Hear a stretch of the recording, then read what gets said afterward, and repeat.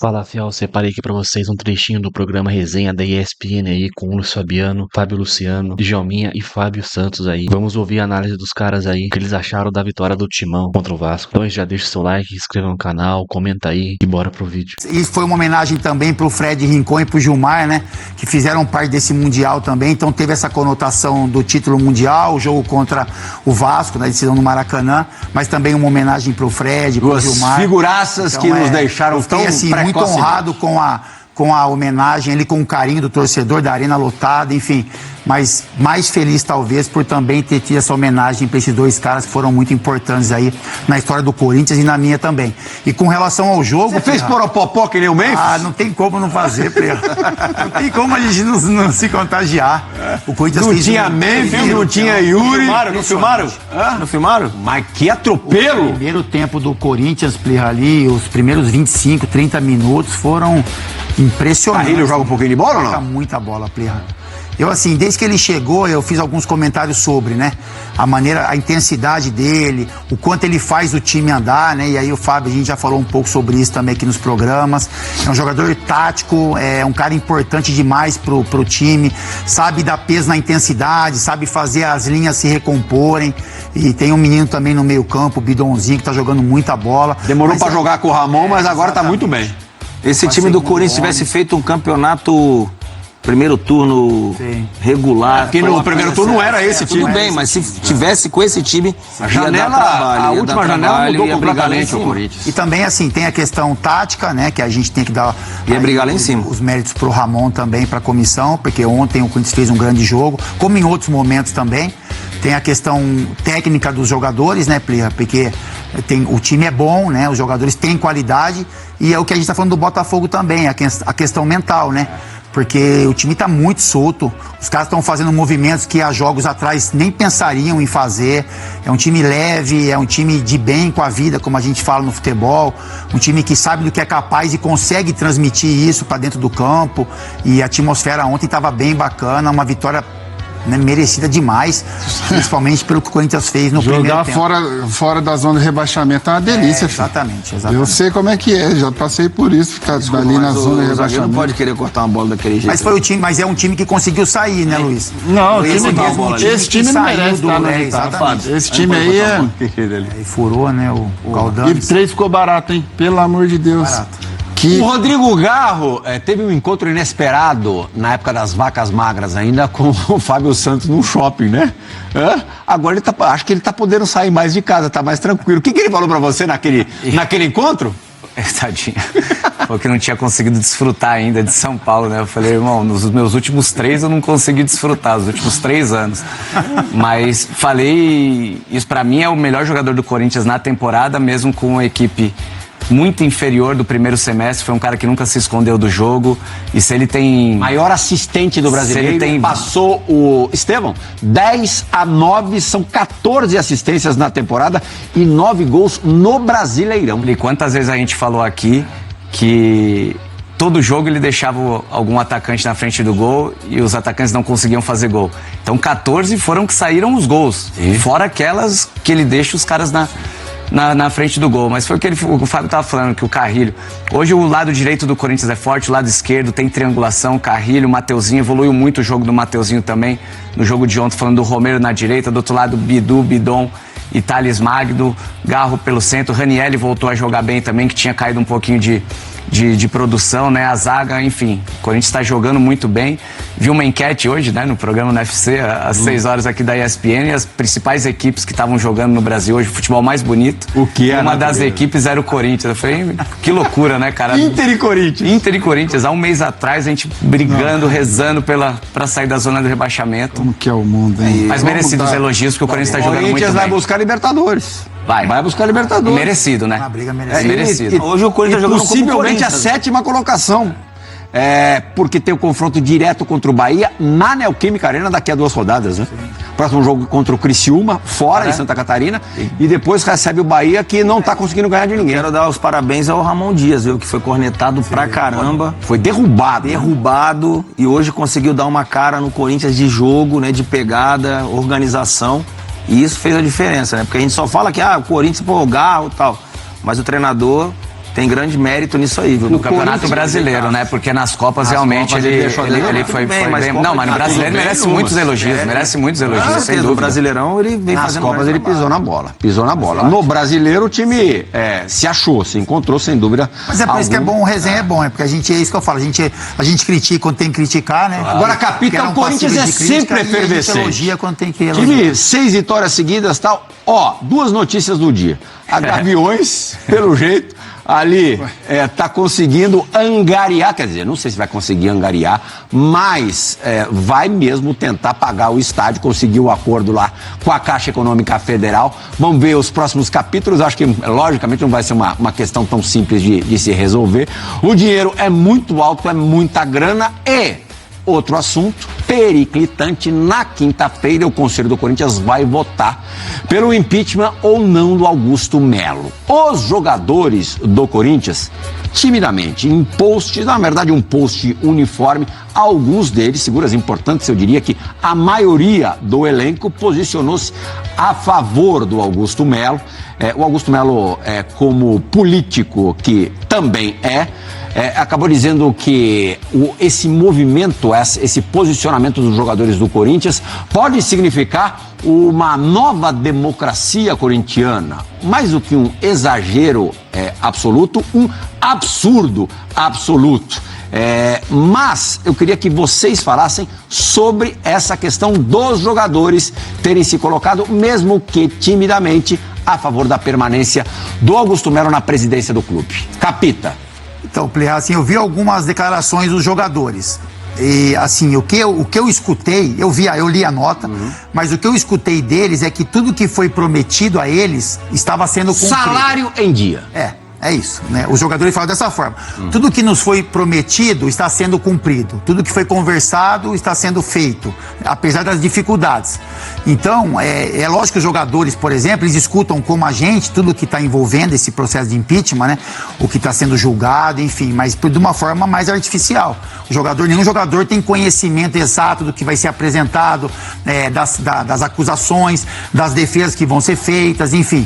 Então, eu acho que essa nota dos jogadores é mais uma forma de tentar colocar, não é panos quentes, porque a situação deixar ela já é quente, mais tranquilo, mas deixar o ambiente mais tranquilo para eles mesmos, né? Porque assim, tudo acontece, né? Muita coisa acontece do lado de fora, mas a pressão no final ela acaba caindo dentro, no campo. Então, assim, se o time vence, as coisas se acalmam um pouco mais com relação ao torcedor.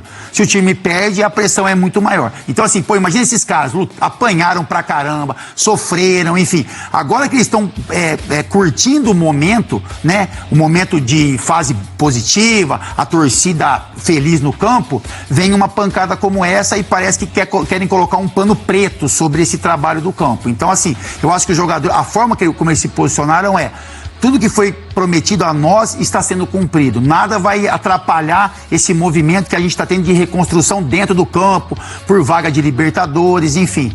Eu acho que os jogadores se surpreendeu esse movimento, Fabinho, mesmo sendo um movimento tímido? O que eu escutei, aliás, do Juca Kfouri, um super jornalista no Posse de Bola podcast do UOL hoje, é que ensaiou-se dos jogadores usarem uma camiseta, não sei se ontem no estádio, o impeachment não, e do Memphis também se posicionar mais fortemente, até colocando a permanência dele no clube na condicional da permanência do Augusto Melo na presidência. Independentemente disso, Fábio, te surpreendeu os jogadores de alguma maneira terem colocado o dedo na ferida? Eu acho que eu vou muito pelo lado do que o Fábio falou, mas na questão de manter o ambiente tranquilo e tentar desfrutar desse momento ao máximo de vitórias e afastar aquele peso negativo que foi a temporada toda, né? Até porque tem que ter muito cuidado num posicionamento como esse, que nem a polícia se posicionou ainda em uma questão de impeachment, né? Então não é os jogadores que tem que falar se é certo, se é errado, se tá apoiando, se não tá. Exatamente. Nessa questão de, o cumpriu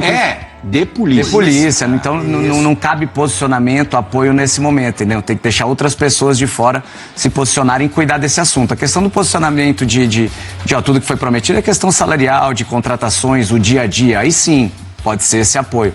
Mas a questão da polícia em si, como a gente falou, nem se posicionou ainda, eu acho perigoso. Eu acho um posicionamento perigoso. Mas eu acho que eu vou na linha do Fábio. Mas a questão de, cara, deixa a gente curtir esse momento, o grupo tá fechado e vamos embora.